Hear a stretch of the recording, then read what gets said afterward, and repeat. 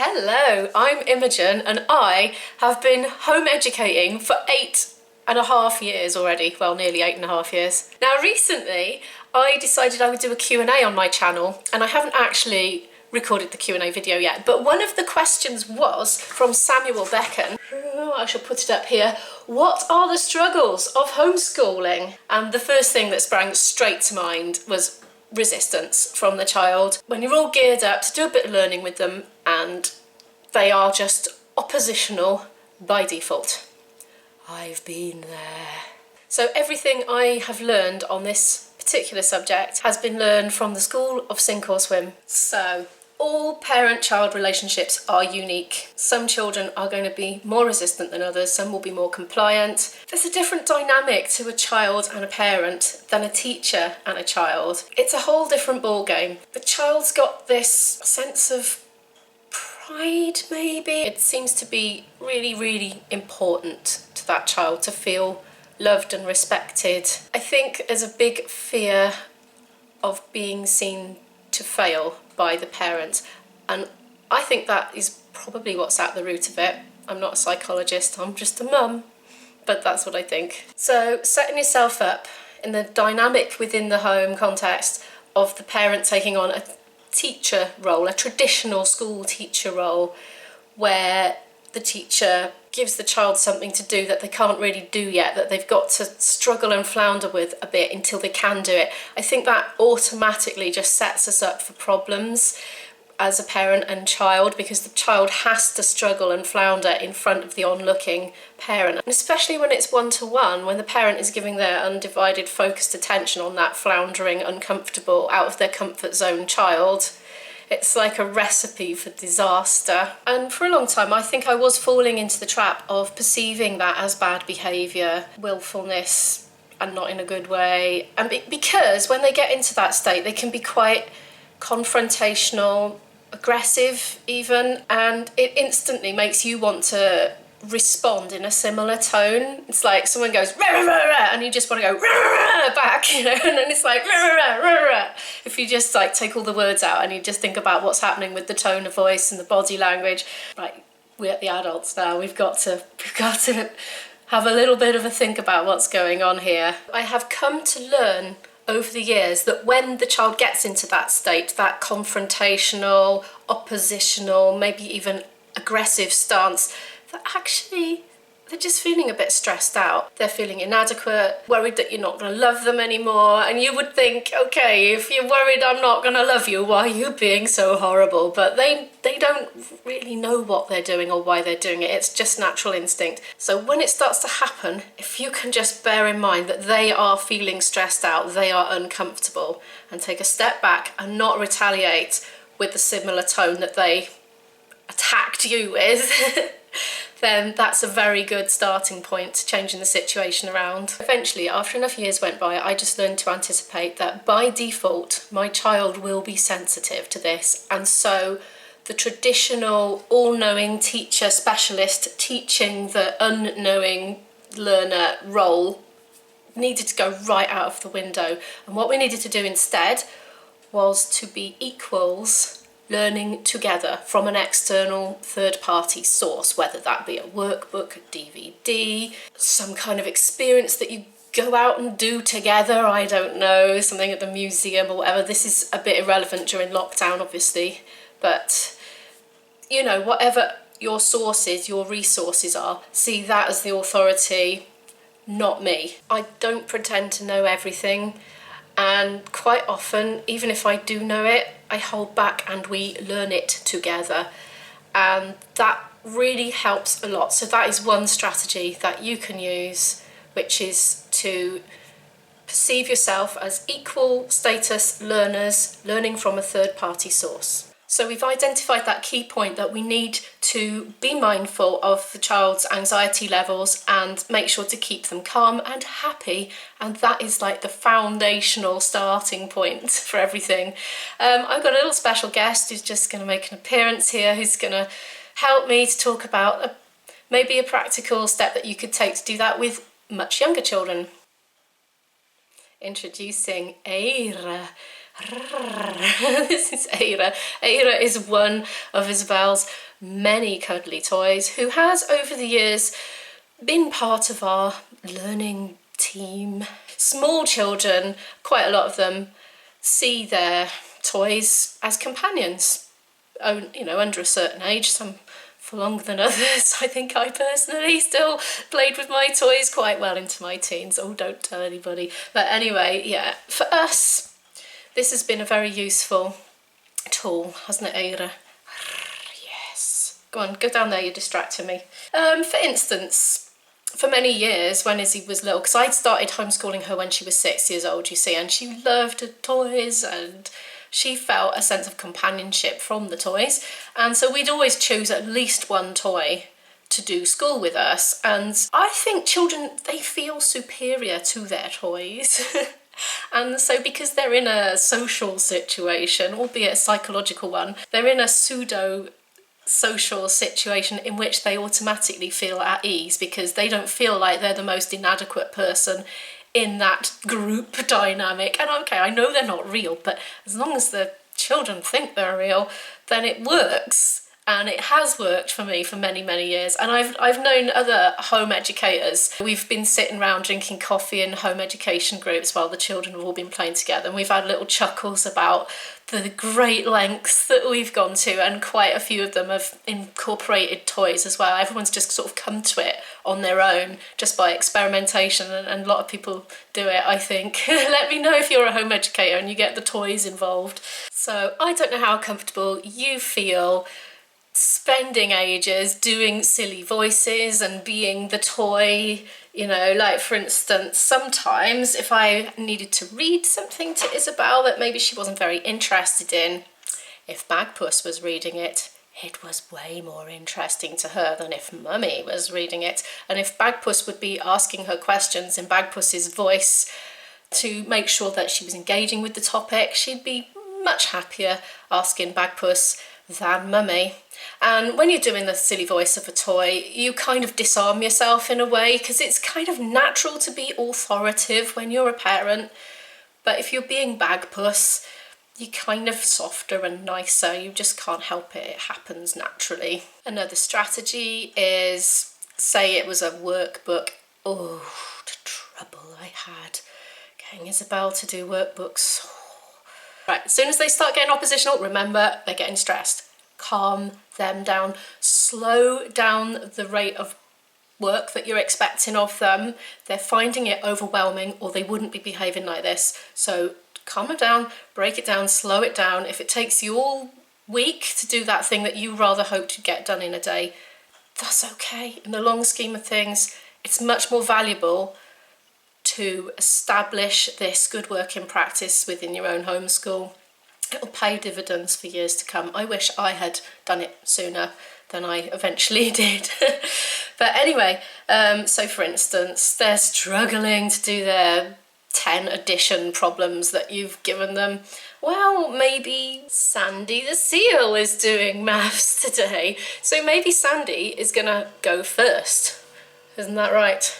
Yes. So Sandy might do the first addition, for instance, but Sandy is going to be in tutorial mode, unbeknownst to your kids. So Sandy will be like, I wonder how to add 4 to 6. Oh, what can I do? And then Sandy might be using whatever manipulatives you've got, whether it's pasta bits, counters out of the game, wooden blocks from the block set. If you've got Lego, I can't tell you how good Lego is for maths manipulatives, especially fractions, things like that. Or you might even have fancy schmancy maths rods such as these.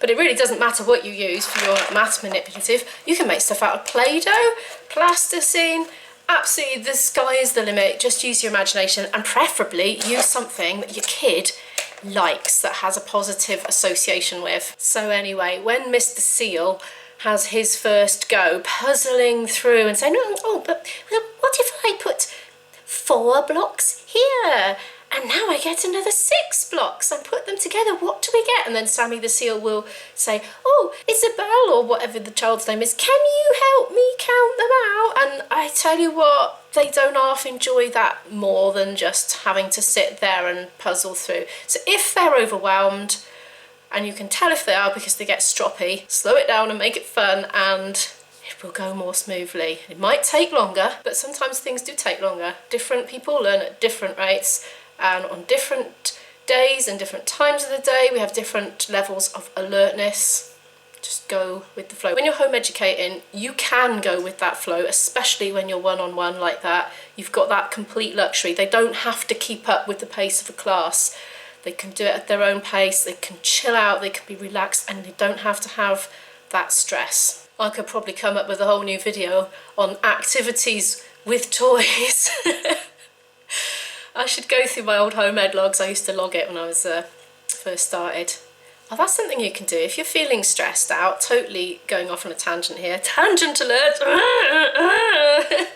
Yeah, I used to keep a home ed log. I used to write in a little diary everything that we'd done that day, because I used to be a little bit stressy when I first started. I was always worrying, was I doing enough? And sometimes we'd do something spontaneously. Somebody might call round, might go out, whatever. But then I'd have a little think to myself afterwards, what did she get out of that? And I think, well, do you know what? She was balancing along that log near the stream. And, yeah, she was working on her coordination, her gross motor skills. Actually, when you stop and think about it, she was getting quite a bit out of that. She was getting some vitamin D from the sun, a bit of exercise. And on the way back, we might have been blowing dandelions. I'm thinking, well, do you know what? That's science. That's seed dispersal, isn't it? Wind dispersal. So that's actually to do with biology. So I was noting all these things down in my log. And I was thinking, God, we not achieve a lot in a day. Actually, those in context learning opportunities that just pop up along the way, they are valuable. So if you're feeling anxious about home educating at all and you're worrying that you're not doing enough, do consider, just even for a little period, jotting down everything they're doing as they're doing it. You will find that once you get thinking about it, that even when they're not sitting at a desk learning, they're probably learning as much just by going through their day-to-day lives. You might well be thinking, well, my children are a little bit older than that, they're just going to find that patronising, frankly. But they are into, I don't actually know what 8-year-olds are into anymore. When Izzy was 8, it was the Monster High dolls. So think of whatever the equivalent is for your child, some sort of character of their choosing. So we'd get 2 of these involved for the maths, you see, and we'd do maths tournaments. So one Monster High doll would do 10 questions and another Monster High doll would do the other 10 questions. But actually, the child was playing the role of the dolls, you know, moving them around and holding the pen against their hand or whatever, making it look like they were writing, and so on and so forth. And so it took the focus a bit off the pressure on them and made it more of a game. And you know, it wasn't a foregone conclusion whether that doll or that doll would win, because it would depend on which answers Isabel had managed to get right. So she might have got 8 of those right and 6 of those right, so that doll would have been the winner.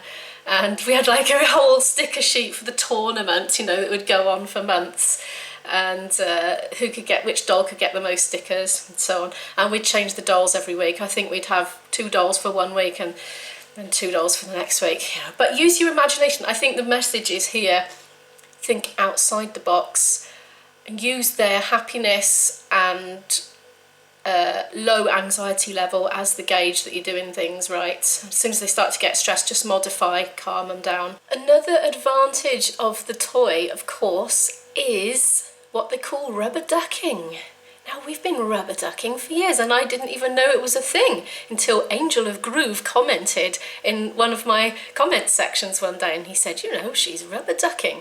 And rubber ducking is something that scientists and engineers and computer programmers use as a technique to help them to learn concepts. So you do your bit of studying and then you tell it to somebody else, or in the case of the scientists, to a rubber duck on their desk. It doesn't matter, it doesn't have to be a rubber duck. It can be an apple if you want.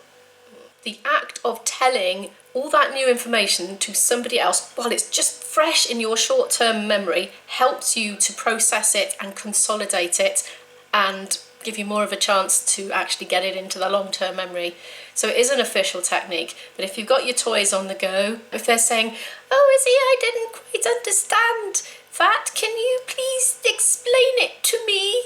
And then the child explains it again. So we're up to about the middle ages of childhood now, aren't we? Older children, teens. Oh. Teens. Now this is where I'm at now because mine is nearly 15. Actually reversing the role is good. Getting my teen to quiz me on the topics that we've just covered and not be afraid to get stuff wrong is really useful, and it doesn't stress her out. And I personally know now from 8.5 years of teaching her something, there's no better way to learn something than teach it to somebody else, because you really process it on a whole new level and you kind of project yourself into that learner's mentality while you're at it, and in doing so you learn it. So you might be teaching them something you know nothing about off a sheet of paper that you've printed off from a website on diffusion or photosynthesis, whatever it is, you're learning it as you're going along. So you could get them to read it to you. Sometimes that works for Izzy if she's in the mood to do it. She's not always. My teenager loves me to read to her, and she does something else with her hands, like drawing or colouring or something like that, or doodling, and that reaches that sweet spot of calmness, relaxation. She's not feeling that intense one-on-one pressure that you could otherwise get. So she looks forward to our reading hours where I'll be reading stuff to her. But as I'm doing that, I engage her in a near constant dialogue. So it takes us a long time to get through a side of A4 because I'm constantly double checking that she's actually engaging. So for instance, okay, let's think of an example. So ironically, not that long ago, we were studying viruses because that was where we were up to with our Key Stage 4 curriculum. So this starts out saying examples of viruses include measles, mumps, rubella and polio. Now, I would see that. I'll be sitting on the sofa, she's scribbling away. She's receptive and she's calm and she's relaxed, but she's not looking unless I ask her to. I tell you, one problem with giving them stuff to do like that is they can resent having to take their eyes off their page and look at what you're showing them, so it works better for stuff that they don't need to see. But anyway, so for instance, instead of just reading off this list of viruses, I might say, so we're going to talk about viruses. Can you think of any viruses? And I'll get her first of all to rummage around in her mind to think of as many viruses as she can. And maybe if she couldn't think of very many, then her mind's in this inquiring state, thinking, oh, which ones couldn't I think of? And in that state, she's much more likely to take on board what I'm telling her. Because believe me, my teenager does not see the relevance of science. But did I when I was 15? No, I didn't. I thought it was boring. And now she thinks it's boring and I think it's absolutely amazing. So expect that as well. You know, if they are interested in it, that's a bonus, frankly, at their age. So reading on, they're particles. They're not living cells because they don't feed, respire, blah, blah, blah. This is what it says. And then it goes on to give the characteristics of living organisms. So I might see that, a quick squiz, and then quickly mix that up in my mind and say, well, they're not living cells because they don't exhibit the 7 characteristics of life. Can you remember what those are? And so we're constantly engaging in a dialogue. So that's something I do with my teen, and she doesn't seem to find that stressful or feel that she's put on the spot much, because it's like, it doesn't matter if she doesn't think of any. If I sense she's starting to get resistant, I literally just lower down the intensity of the questioning, and I will literally throw in some that I know she will get right, and I will continue to do that until I can see that the calmness has resumed, and then I'll start to go in a little bit deeper again. After we've done that, I might get her to quiz me, so then I will put the sheet in front of her, but I'm the one that's on the spot to see if I can remember everything I've read, and quite often I don't, because there's lots of chemical equations in there, chemical names, things that I'd never heard of before. It's really useful to maintain that dynamic of equals when I get stuff wrong, when she asks me a question and I don't know. And it helps me to be in her shoes as well, and to understand that I've just been read something, or I've just read it to her and I can't remember it at all. It's absolutely gone out of my mind. Because when you don't play that role ever, it's very hard to understand why they didn't remember something you just told them. Like, you've literally just explained photosynthesis. You might ask, okay, so what is a palisade cell? And they're like, I don't know. And you think, how can you not know? I just explained it. But then when you're in that position, you might not know either. And you think, oh, actually, the way we work is we're not constantly receptive to taking in new information all the time. We switch on and off, you see. We take in a bit, we take in a bit, we take in a bit, and then the brain's like, I'm full, shut down mode. And it just stops taking new stuff in for a bit, and it processes around a bit before it's ready to start taking on new information. So lots of breaks. That's another top tip. Lots of breaks. Another top tip. Tangential. Don't be afraid to take a lot of breaks. Little and often is good. The next thing, I did touch on this earlier because I was jumping ahead because I'm terribly tangential, but tone of voice. The tone of the voice can be more meaningful than the actual words, especially for smoothing out the mood. Be really mindful. If you can be mindful about this, it will stand you in good stead, okay? If you ask them nicely and calmly and happily to come and sit down and do whatever it is you want to do, and they argue back in a tone that's offensive, it's human nature, totally automatic, to respond in the same tone, or possibly even a bit worse. It's normal and it's natural. You know, they might be saying something innocuous like, I want a drink, and you're like gonna instantly want to go, Rrr! And it doesn't matter what you say, it's gonna be offensive. You might want to say, well, you should have had one earlier, or well, go and get one then. You know, it just calm. They've been aggressive at you, but you don't need to be aggressive back. Just like, Sometimes I ask Isabel to rephrase things. So one strategy that I use is to ask Isabel to rephrase it, or if the phrasing was okay but it was just the tone, to say it again in a nice, calm, happy tone, and then I will get her what she wants, or whatever it is, respond to whatever the problem was. So, like, for instance, in that instance, if I say, come on then, it's time to do some reading now, and she goes, I want a drink, and I'll say, would you like to try that in another tone? I want a drink, mummy. I want a drink, please. I want a drink, please. Get her a drink. In doing that, you've defused that potential bomb there. But yeah, at all costs, don't fall into the trap. It's like a trap. It's spring-loaded, waiting for you. Just be mindful. It will happen. It's nature, okay? But you can overcome it. You can override it. You've got the power.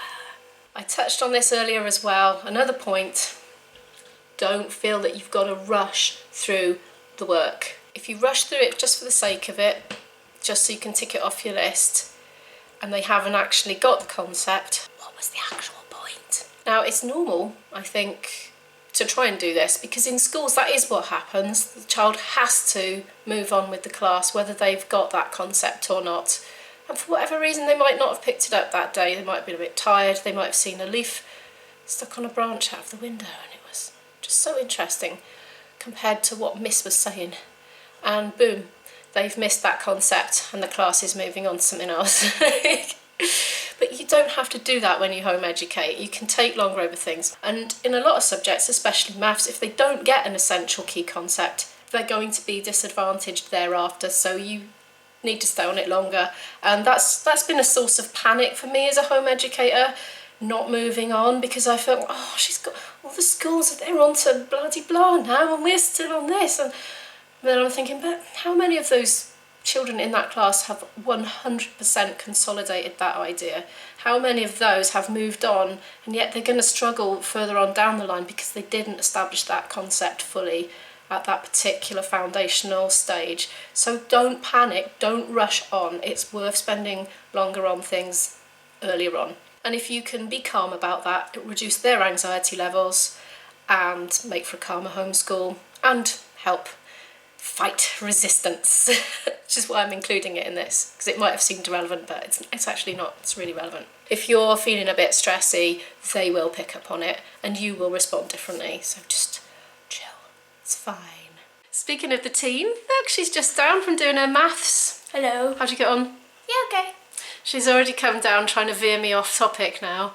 We're doing biological molecules at the moment. And how are you enjoying biological molecules, darling? Isabel does not want to study biological molecules, but she has asked to watch a Royal Institution Christmas lecture because she enjoys those without fail. They're so fun and engaging. And they're also educational, so it's a win-win. It's a win-win. So I'm going to look up one on biological molecules. That is my compromise. And hopefully it'll all go swimmingly, because it always does just watching a lecture. Yep. Yep. So she's getting a drink. Yes, I am. Vitamin D! And now for my next point, the different covert forms of resistance. Oh. Sometimes you might not realise they are being resistant. These children have various strategies at their disposal that they will try on you. For me personally, I don't know if this happens to everybody, we have the dropping things off the table technique. Oh yes, pencils, pens, crayons, rubbers, sharpeners, snacks, anything to cause a minor disruption goes under the table, and then they want to pick it up themselves, and then they are an age picking it up, making really hard work of it and just breaking off that momentum of your little session together. Expect it. Now here's a solution that I came up with. It's not totally foolproof. None of these things are totally foolproof. Disclaimer. But they're a step in the right direction. So, okay, make a little mental note. What is he or she going to drop off the table this time? So my strategy has been to have multiples of the offending items to hand. We don't just have one pencil and one pen and one rubber on the table. Oh no, we have a whole primary school classroom's worth at your disposal. So it's like, leave the pencil, here's the next one. And she'd be like, oh, I've got to go into, no, there's the next one, and so on and so forth. So yeah, that's that problem and that solution. Next, here's another covert disruptive measure that they resort to. I'm hungry. Yeah, that one. So what can you do?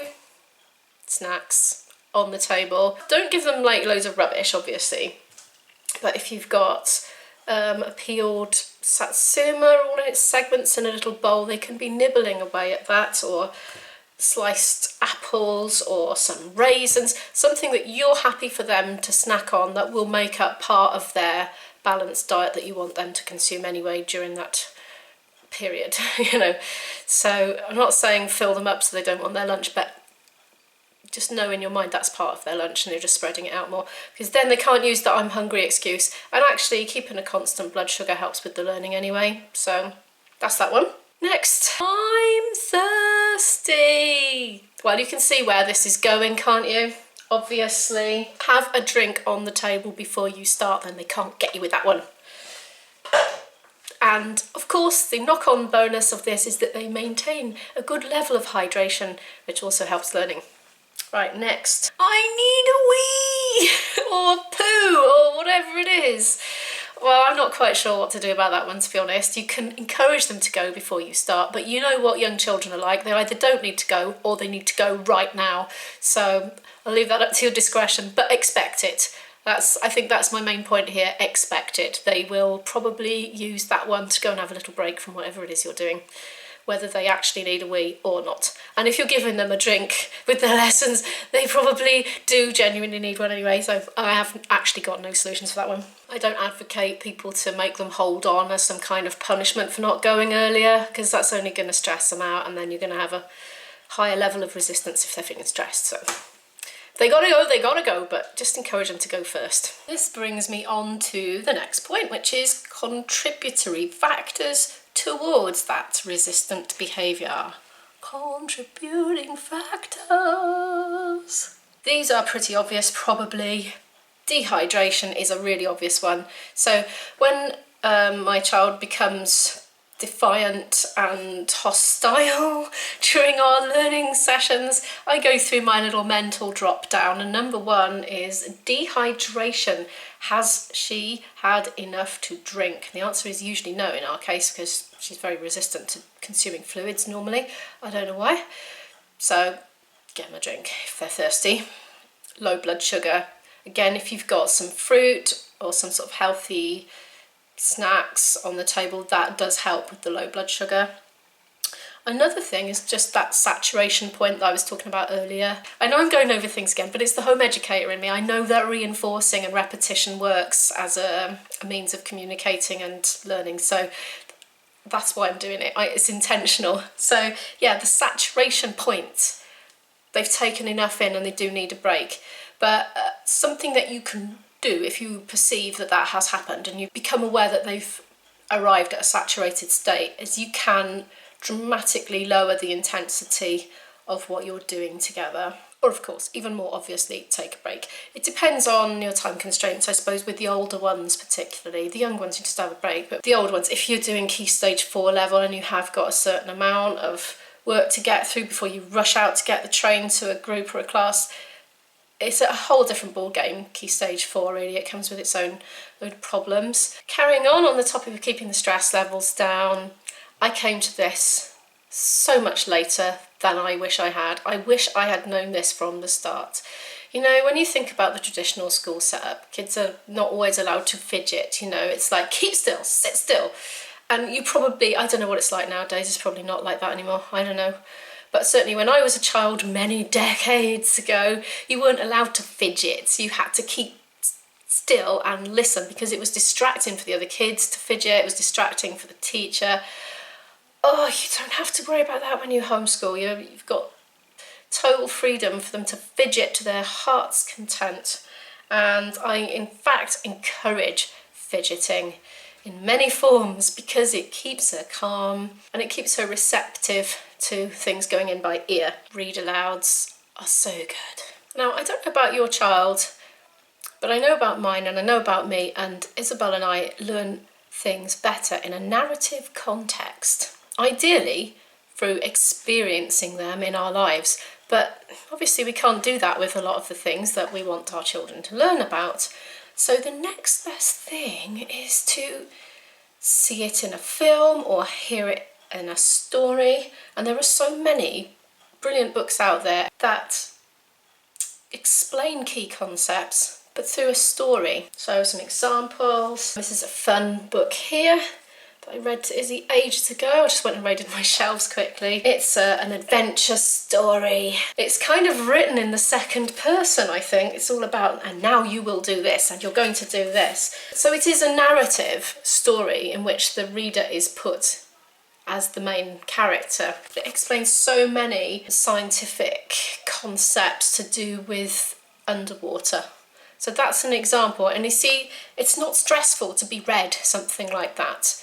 So your child can be fidgeting away with their Play-Doh or their hammer beads or painting a picture or doing one of those colouring books. Whatever they're doing with their hands that's not too intellectually stimulating, if you know what I mean. Like something creative maybe, but something that frees up their mind to be listening. So many good books. So that's just a really relaxing way to educate your children and yourself. That's not a story, but the Basher Science ones anthropomorphise the elements. It actually gives the elements a character and it talks about its characteristics. I have a whole range of books, the Basher Science books. So these are suitable for really quite young children. Have a look, pause it if you want, and decide whether that's going to suit your kids or not. My Story does a whole series of narrative stories. So they're fictitious stories, but they're based on true historical events. This one's about the plague, isn't it? Yeah, 1665, and it's written in a diary form. Some of these are more engaging than others. They're written by a number of different authors, but this one was a really good one. This one on the potato famine. This one on somebody who was shipped from England to Australia for having stolen something like a loaf of bread or something, and it told of her experiences going in that ship. So you really feel like you're there and you really feel like you've experienced it. And so this is a way to learn those concepts with no stress, no fear. It's not learning lists of facts. It's really meaningful when it's in a story. But even just storybooks that are totally fictitious, you know, that are maybe written a long time ago, this one for instance, you know, as you're going through it together, you can stop and discuss the differences in how things were then and how things are now. If historical events are mentioned, you can learn about those. You can have a little stop and Google, well, what was that they're talking about, and ask Siri or whatever. Just another technique you can use, and hopefully there won't be any resistance. But when you have sort of experienced something or had a pseudo experience, such as listening to one of these books of something, when you do then encounter them later on academically in a textbook, instantly you've got a reference point and you can latch onto it because you do have some level of personal experience of it. My next point is about boundaries.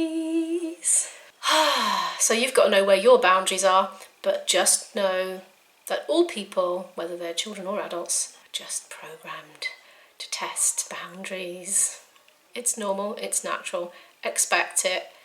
Doesn't mean they're a bad child because they're testing your boundaries. It's just what we all do. We need to understand our environment and what we can get away with doing or not doing in our environment. It's normal, it's natural. Don't worry, don't panic if they're testing your boundaries. They're only just being humans. This is going to absolutely not work for everybody. For me and for my daughter, having some kind of written structure really helps to establish those boundaries so she knows what is expected of her every day. Prior to that, I used to have a looser structure. We didn't have as many subjects. These have been relabeled since now, so these are more age appropriate for an older child, but I used to have the topics on here that we were going to cover in a day, and the night before I would set up everything I needed in the drawer. So for maths it might have been some counting blocks, English might have had the reading book or whatever we were doing for English.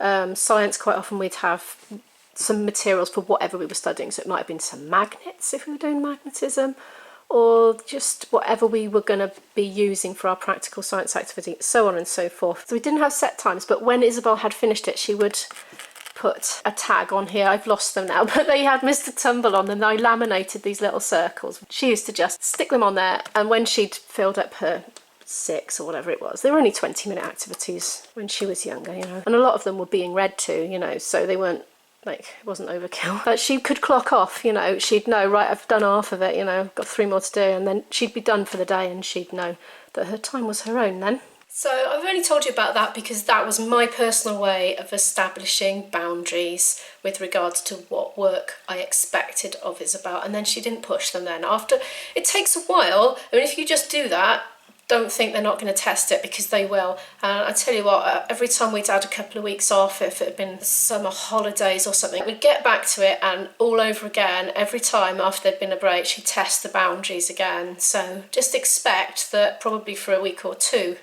they're going to keep testing the boundaries until you establish your pattern and stick to your boundaries. So for some kids, this is going to have a calming effect.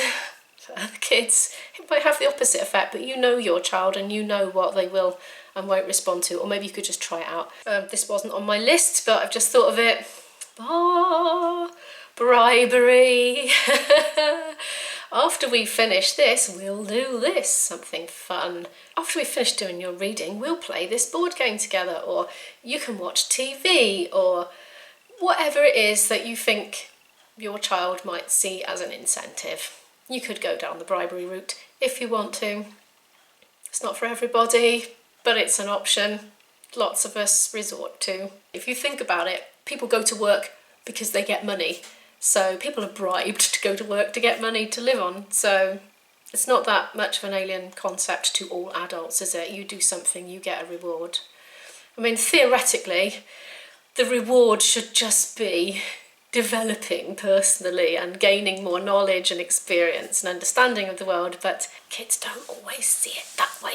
So anyway, whatever it takes, that's something to consider. Having something to look forward to can boost morale. Of course, what you don't want to happen is that they get used to the bribery and expect it every time and then won't comply unless they get that thing. So be careful about what you offer as your reward, because you might end up having to do it every time. So think long game before making any snap decisions on that. And now I'm going to talk about unschooling. Unschooling? What on earth is unschooling? I can hear you saying, unless you were already a home educator pre-lockdown. Okay, there are two schools of thought about homeschooling. On one extreme end, you've got the very traditional school-at-home home educators who do curriculum and all city downy schoolish learning. And on the other very far extreme, you've got the radical unschoolers who put their child in charge of deciding what they want to learn and when they want to learn it. These are completely opposite. So most people are in the middle somewhere, including me. I would say I'm an eclectic, semi-structured home educator, and I always have been. I'm more structured now because of Key Stage 4, but we have to do Key Stage 4 if we want GCSEs, so that's a whole other story. What was I talking about? Oh yeah, unschooling. So that does away with a lot of stress for many, many people. If you just let your child decide when they feel like learning and what they feel like learning, and be there, present and ready to facilitate whatever it is they are interested in learning, then that can be a very good way of avoiding all that tension, because you're not ever trying to make them do something they don't want to do. I struggled with it, but honestly, I do think those unschoolers have got it going on. The unschoolers, if their children have been in school, they tend to de-school when they first come out, so they're like, have completely free time. They don't jump straight into learning activities. They let the kid just be themselves, and then they observe them calmly, not like me, because I was rubbish at it, but they observe the child to see what they are naturally gravitating towards. So if you're an unschooler, the timetables are irrelevant. Don't need them. You just facilitate what they're interested in. And children are natural learners. They will always be interested in something.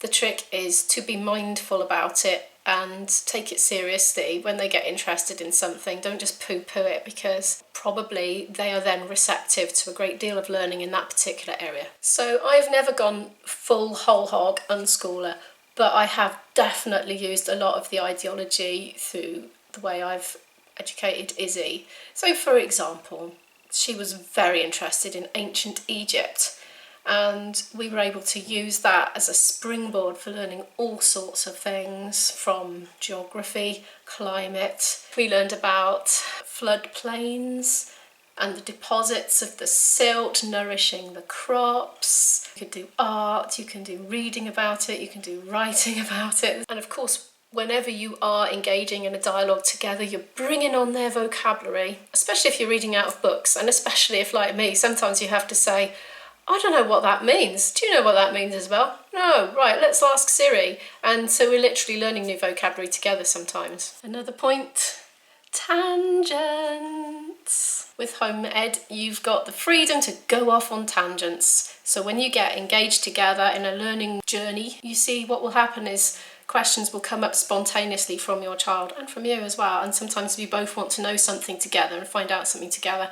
So those tangents can be wonderful rabbit holes of learning that you otherwise wouldn't have had if you let it come from the child. Now we're in Key Stage 4, GCSE level. The tangents have had to go somewhat, which is incredibly frustrating. I struggled when I switched to Key Stage 4 because I was used to the luxury of the tangents and the rich learning opportunities that these provided, because if you go off on tangents when you're doing Key Stage 4, you just don't fit all the work in, so it's really annoying. With Key Stage 4, really, it is definitely worth trying to source different formats of the same information. So if they're not getting on with something off a particular worksheet or a particular textbook, get online and see what alternatives there are. YouTube is our saviour. It really is. We have got some other go-tos when we are looking for alternative sources that will suit my child better. And our go-tos are the BBC Schools website. It's been absolutely brilliant over the years. I'll put a link in the description. So you know it's all going to be on the national curriculum. If you're sticking to national curriculum, you might not be and you don't have to. But if you are, you can be rest assured that that is following the national curriculum, and it caters for all ages. BBC Teach has a YouTube channel and it covers so many curriculum areas and by age as well. You go in and have a look at their playlists. So if you've got a pressing question, a spur of the moment pressing question with your child, those are good safe places to go. Another place of course is the Khan Academy, which does free online lessons. You can register and get points for learning and stuff. It doesn't cost anything. Another one of my techniques for finding sources that my child likes and will do willingly without resisting is we set up playlists on YouTube. So we'll do a search for videos together. So I'm still vetting even at this age. So if she, for instance, needs to learn about osmoregulation, we'll do a search for it and we'll start watching a video on it. If she's not engaged with it, I can tell she starts fidgeting about and you can tell she's distracted. Fidgeting in a bad way, not in a good way. After a while, you learn the physical signs that your child is not engaged. And if she's not engaged, go to another video. Observe. If she's not engaged, go to another video. Go to another video until she's found one she likes. Then add it to the revision playlist. So you watch it there and then and glean the information from it, but also save it in a playlist. And then later on, you could just have a binge on the science playlist or whatever it is you've got. So yeah, she literally chooses her own videos and there's an abundance of them, especially with GCSE level because there's so many GCSE videos out there. With younger children, if you are very keen to pre-vet their viewing, which I certainly was when Izzy was younger, you can do this in the evening when they're not around. You can search YouTube on the topics and you can watch videos and think, oh yeah, my Johnny will like that, it's got tractors in it, Johnny likes tractors, save that to the playlist for this week. And do that in advance, and then you just click on your playlist and you've got them good to go. One problem with the stuff for the under 12s is YouTube has insisted that creators now classify the videos as made for kids or not made for kids, and the made for kids ones you can't add to playlists anymore, so you need to save your links in some other way, I'm afraid, for the under 12s videos. I'm sorry about that. I wish it wasn't that way, but it is. And I think that's about it for this video. Normally I do vlogs. I'm a vlogger. This is the first time I've done a real information-y, just talking video. It's felt really weird. It's taken me days to sort of gear myself up to do it. But thank you so much for watching right to the end. Feel free to subscribe to the channel. I vlog about my life and a big proportion of that is about our homeschooling life. I'm also a musician and so I vlog my gigs as well. You might not be interested in that, I don't know. We're vlogging about being in the lockdown at the moment because it's the UK lockdown as I'm filming this and everybody is homeschooling whether they wanted to or not, and it's like, oh! Do feel free to subscribe and hit the notification bell to find out when I upload. Thanks again for sticking to the end. Please comment down any thoughts below. If you're a home educator and you've got some tips about this, please put them in the comments so other people can read them. And I'll see you in the next one. Bye!